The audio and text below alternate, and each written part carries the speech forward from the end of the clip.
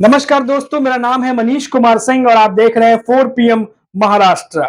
दोस्तों, महाराष्ट्र में अजीत पवार की नेतृत्व वाली एनसीपी की हालत बिल्कुल ठीक नहीं है। इतनी सारी खबरें, इतनी सारी बातें जो अजीत पवार की एनसीपी है उनसे जुड़ी हुई निकल कर सामने आ रही हैं, जो साफ इशारा कर रही हैं कि एनडीए गठबंधन में बहुत कुछ गड़बड़ चल रहा है, बहुत ज्यादा गड़बड़ चल रहा है। मैं एक-एक करके आपको सारी खबरें बताता हूं और आप खुद फिर उसके बाद डिसाइड करिएगा कि इन खबरों से क्या जो है वो संदेश जा रहा है, क्या मैसेज आ रहा है। आप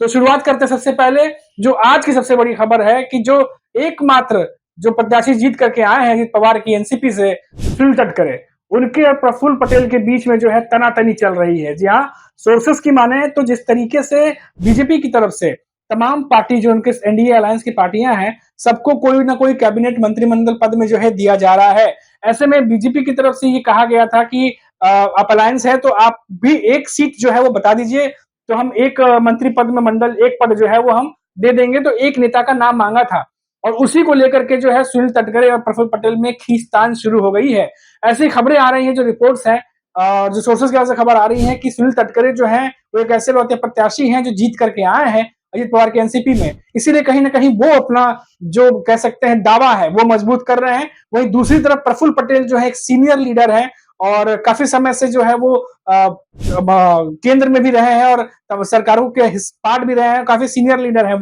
तो वो जो है अपना दारोमदार जो दावा है वो मजबूत कर रहे हैं। ऐसे में सुनने में आ रहा है कि दोनों के बीच खींचतान शुरू हो गई है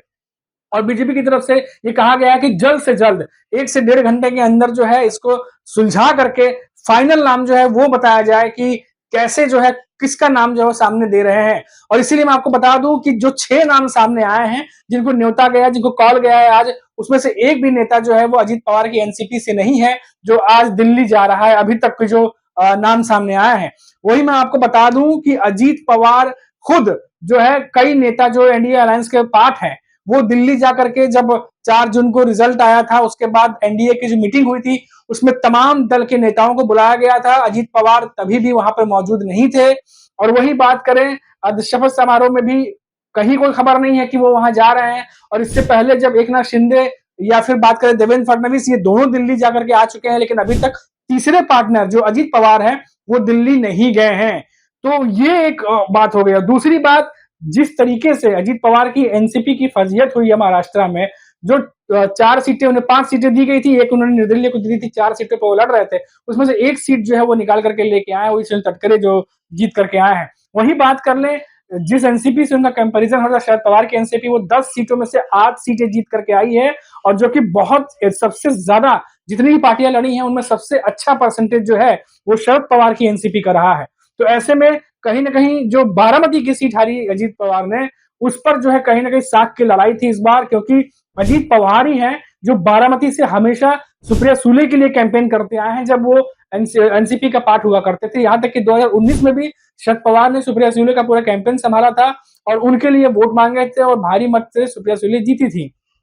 लेकिन जैसा कि एनडीए अलायंस के मीटिंग के बाद ये फैसला हुआ कि अजीत पवार की जो पत्नी है सुनीता पवार वो वहां से खड़ी होंगी और इसको एक साख की लड़ाई बना ली गई थी कि इस बार बारामती में क्या अजीत पवार जिस तरीके से कैंपेन किया करते थे, जो वोट मांगते थे, अगर वही जादू फिर से चल गया तो इस बार वो कुछ देखने को मिलेगा जो पिछले कई सालों से देखने को नहीं मिला। तो क्या 35 सालों का जो जादू है शरद पवार का बारामती में, क्या वो खत्म कर देते? वो तिलिस्म को खत्म करने पे इस बार जो है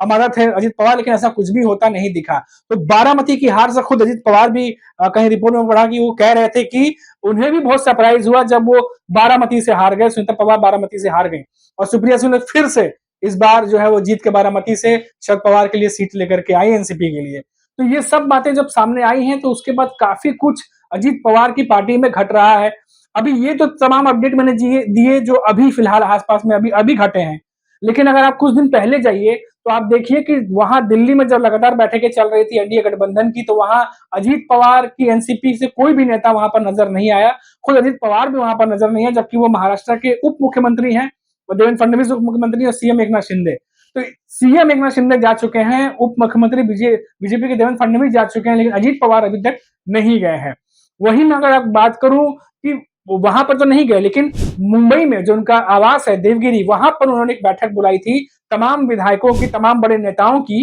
कि हार पे विश्लेषण करने के लिए, मंथन करने के लिए कि क्या वजह रही जो इतनी खराब परफॉर्मेंस जो है वो पार्टी की निकल के सामने आई। और वहां दो बातें जो बड़ी निकली, जो पहली बात तो ये निकली थी कि अजीत पवार के पार्टी के ही नेता कह रहे थे कि अब पार्टी के नेताओं का ख्याल रखने की जरूरत है, उन्हें भी कैबिनेट का विस्तार हो, जब मंत्रिमंडल का विस्तार हो तो उन्हें भी पोस्ट मिले और मंत्री पद में जो कैबिनेट है उसमें उनको ज्यादा से ज्यादा भी उनको भी जो है वो पार्टिसिपेट करने का मौका मिले। और वहीं दूसरी खबर सबसे बड़ी निकल के जो सामने आई थी वो ये थी कि इसी वजह से जो है कई सारे पार्टी के नेता जो है तनाव में थे और आपसी उनकी बन नहीं रही थी, जिसकी वजह से जो चुनाव हुए लोकसभा में उसमें भी उनका आपसी तालमेल कम देखने को मिला। कैंपेन में भी वो नजर आया, यहाँ तक कि आपस में तो था ही, सहयोगी पार्टियां जो थी जैसे एकनाथ शिंदे की पार्टी थी, हमने मावल वाली खबर आपको बताई है कि वहां पे भी जो सामने आया कि किस तरीके से एकनाथ शिंदे की पार्टी के नेता ही लोगों ने कहा था कि अजित पवार की जो एनसीपी है वहां से हमें कैंपेन में सपोर्ट नहीं मिला।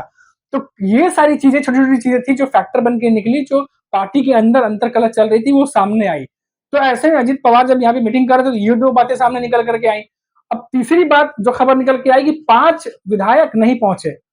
अजीत पवार की पार्टी के 5 विधायक नहीं पहुंचे उस मीटिंग में। हालांकि उन्होंने पर्सनल रीजंस दिए थे कि इसी वजह से नहीं पहुंच पाए, लेकिन वो किस सिनेरियो में नहीं पहुंचे।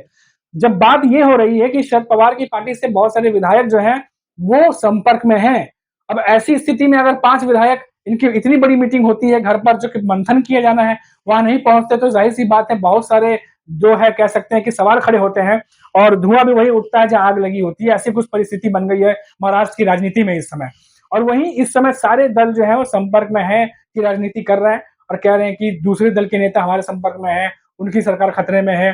तमाम बातें हो रही हैं। लेकिन इस पूरी राजनीति में जैसा कि मैंने पहले भी बताया कि कुनबा बचाने की राजनीति है और कुनबा बचाने की राजनीति में भी सबसे बड़ी चुनौती अजीत पवार के सामने खड़ी है, क्योंकि अजीत पवार जो है वो एनडीए अलायंस के पार्टनर हैं और एनसीपी से अलग होने के बाद जब उन्होंने सरकार बनाई थी अपनी एनसीपी के साथ में, एकनाथ शिंदे की शिवसेना के साथ में, देवेंद्र फडणवीस के साथ में, तो ये तीनों ही पार्टियां जो हैं ये उम्मीद में थी कि 2024 में वो बड़ा पार्टी बन के उभरेंगे, लेकिन 2024 में झटका लगा एनडीए अलायंस को। उसको देखते हुए ऐसा लग रहा है कि अब इससे उबर पाना अभी तुरंत का तुरंत जो है वो मुश्किल होगा। लेकिन हाँ, इतना जरूर है कि जिस तरीके से पवार की पार्टी में ये सब चीजें चल रहा है उसको देखकर इतना जरूर कह सकते हैं कि तीसरी कड़ी जो अजित पवार है वो कमजोर कड़ी हो सकते हैं एनडीए अलायंस में। और महाराष्ट्र की राजनीति में जिस तरीके से कहीं ना कहीं एक दबाव में वो चल रहे हैं इस समय, जो एक तरीके से कह सकते हैं कि बहुत ज्यादा प्रेशर में चल रहे हैं अपने परफॉर्मेंस के लिए, उसको देखते हुए ऐसा लगा कि ये गठबंधन की राजनीति कितने दिन चलेगी, ये सबसे बड़े सवालिया निशान जो है उस पर लगा हुआ है। तो हालांकि अभी तो बहुत कुछ होना बाकी है और जैसे जैसे अपडेट आते हैं और बाकी पार्टियों के अपडेट आएंगे हम आपको बताते जाएंगे। तो अभी के लिए फिलहाल इतना ही और आप देखते रहिए 4 PM महाराष्ट्र और मुझे दीजिए इजाजत। नमस्कार।